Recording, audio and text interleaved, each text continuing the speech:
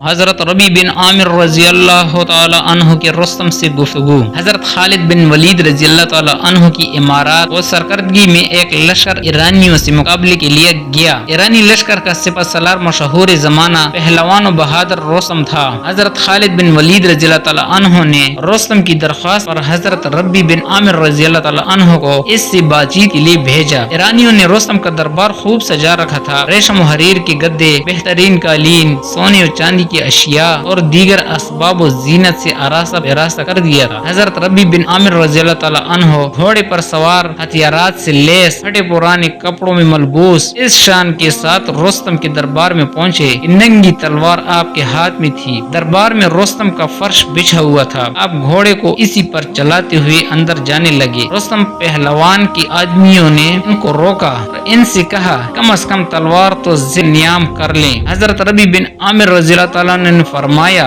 کہ میں تمہاری دعوت پر آیا ہوں، میری مرضی اور خواہش سے نہیں۔ اگر تم اس طرح آنے نہ دو گے میں لوٹ جاؤں گا۔ جب رستم نے دیکھا تو اپنے لوگوں سے کہا کہ ان کو اسی حالت میں آنے دو۔ چنانچہ آپ اسی شان کے ساتھ رستم کے پاس پہنچے اور فرش جگہ جگہ سے تلوار کی نوک کی زد میں آ کر پڑ گیا تھا۔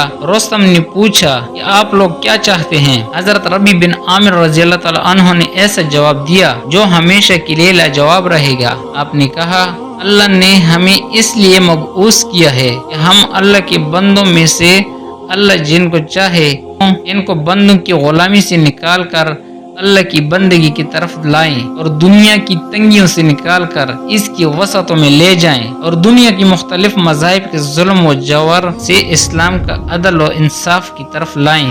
اس واقعے سے اسلامی معاشرے کے افراد کی مظاہر کائنات سے، دنیا کے دل فریبیوں سے اور مادی طاقتوں سے بے رغبت و بے خوفی کا عظیم و شان مظاہرہ ہو رہا ہے۔ یہی چیز اسلامی معاشرے کو کفر و شرک سے نکالتی ہے اور شیطانی و طاغوتی قوتوں کے مقابلے میں روحانی و ایمانی طاقت بخشتی ہے۔ اگر یہ خوبصورت قول آپ کو پسند آیا ہو تو ویڈیو کو لائک کریں، اپنے دوستوں شیئر کریں اور مزید ایسی احوال سننے کے لیے چینل کو سبسکرائب کرنا نہ بھولیں۔ اللہ تعالیٰ آپ کو خوش رکھے۔ السلام علیکم ورحمۃ اللہ وبرکاتہ۔